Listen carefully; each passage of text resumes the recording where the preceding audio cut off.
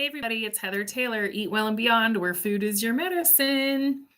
We're starting another year, and here we are looking at what we want to do for the year, right? Sometimes people want to do their New Year's resolutions, and some people are like, nope, still working on stuff from last year, and that's totally okay.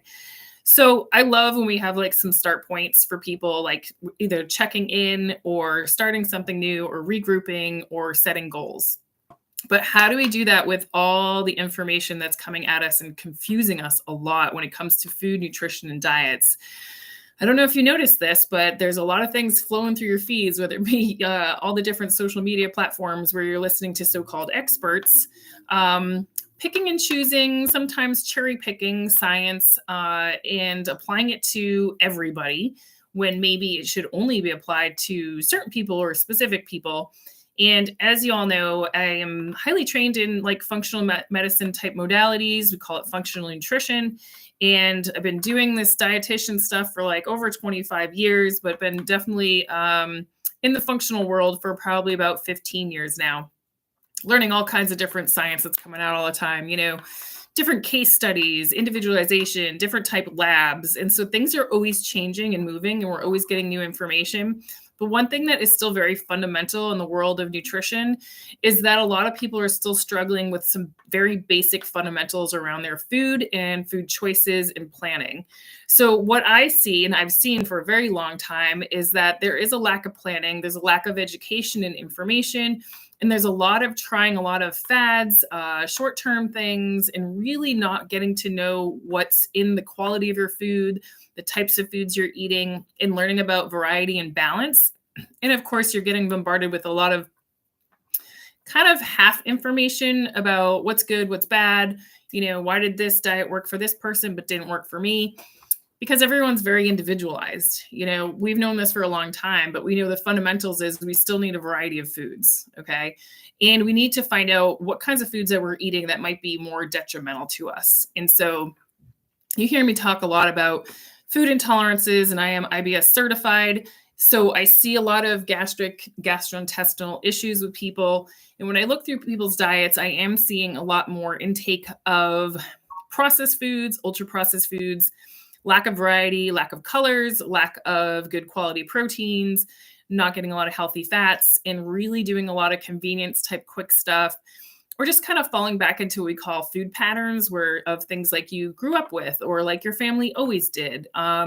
Things that are convenient and easy to do because you're working a lot or running around with the kids. And by the end of the week, you look back at your week and you're like, I have no idea what I did with my nutrition. So of course, I'm always here to make sure people are getting analyzed.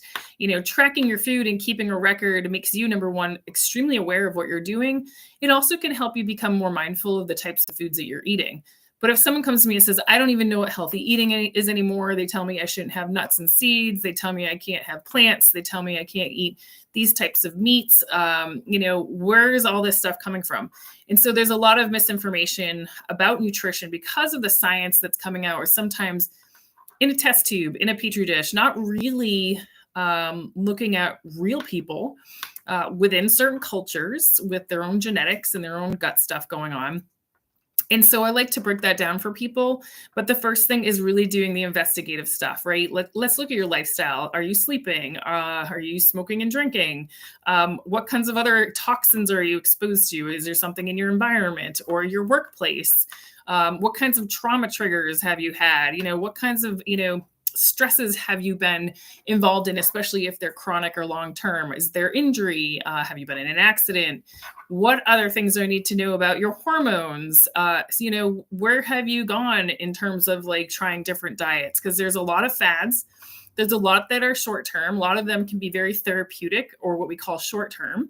So I work with a lot of changes in diet, especially when we're trying to either heal something up or correct something going on digestively. Sometimes I have to take certain foods away, add them back in.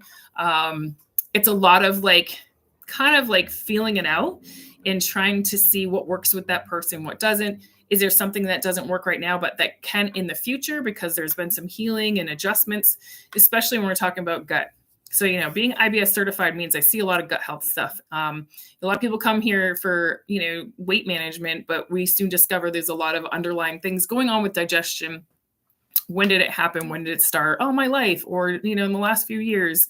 And there's usually some kind of trigger or some kind of influence. Now, there can be genetics involved, but mostly microbiome. And the microbiome is extremely individual. You get a lot of that from your maternal side, believe it or not, and also what you're exposed to, especially in the first few years of your life. And so now imagine going through life and all the different exposures you had and all the different stresses and environments that you've been in. You're going to have changes in that microbiome. It can even change by the way that you eat. And we know this. We've seen studies where they take people who are meat eaters and make them vegetarians, and then vegetarians make them meat eaters. And there are specific changes in the microbiome. So we're really pretty adaptable, and we can change. What happens is sometimes we can't adapt based on some of the things that we're putting in our bodies.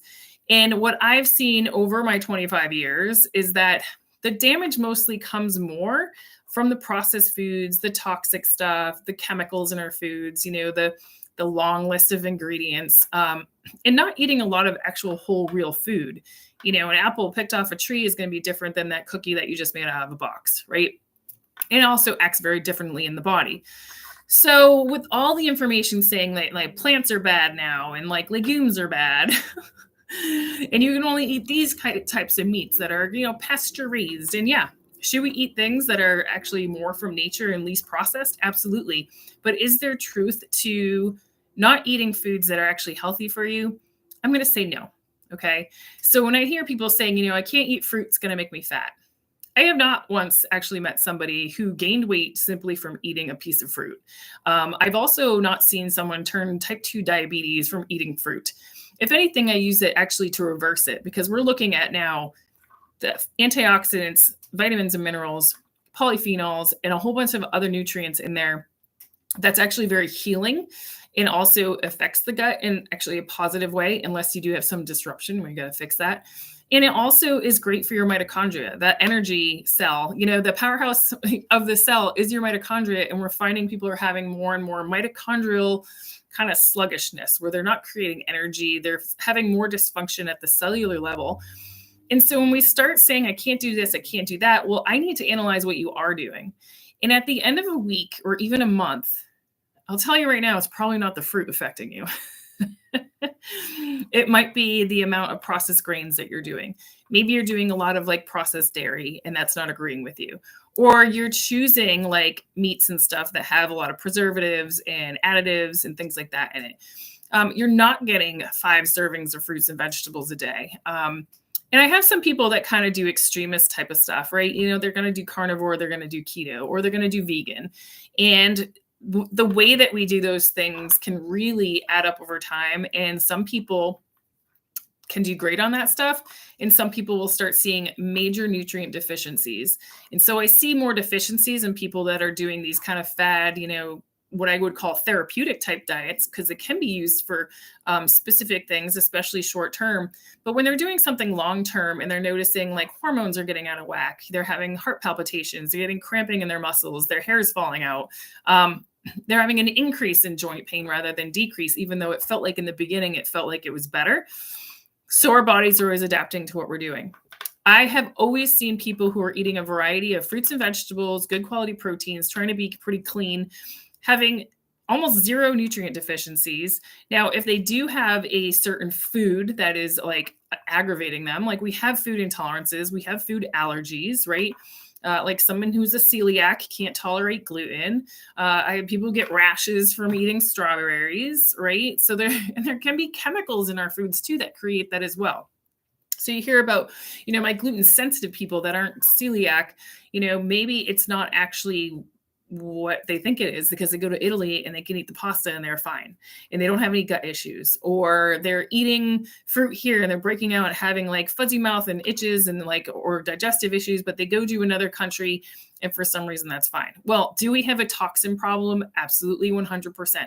Do we change and hybridize our food? Do we do different things to get like, bigger animals or to produce more eggs and things like that? Well, yeah, we do. We're very like capitalistic and pro, profit. So are we like, mostly eating from the farm? Are we eating pasture raised? Do we have seeds that haven't been manipulated? Are they from like ancient times, or have we really kind of like started kind of messing with them a little bit? So yeah, we are having issues with specific foods, but in terms of, are all plants bad for you? Are all legumes and nuts and seeds bad for you? Are fruits bad for you? I'm going to say absolutely not. That is not what I have seen in my 25 years of doing this. And if you want to try something out, that's always okay. It's always good to try things out to see if something works for you. But at the end of the day, let's do an analysis. Let's see if you're having any hidden sugars that are added, not actually from fresh fruits and vegetables. Are you eating things that are processed refined, have a lot of chemicals in them, preservatives and additives? Are there food dyes? Is there things like MSG added to things? There's a lot of things that can trigger our own systems to kind of reject things. Most of the time, it's not going to be from a variety of eating well. So if you're concerned about that, you're like, I don't know if I'm even eating well. Maybe I need to try this out.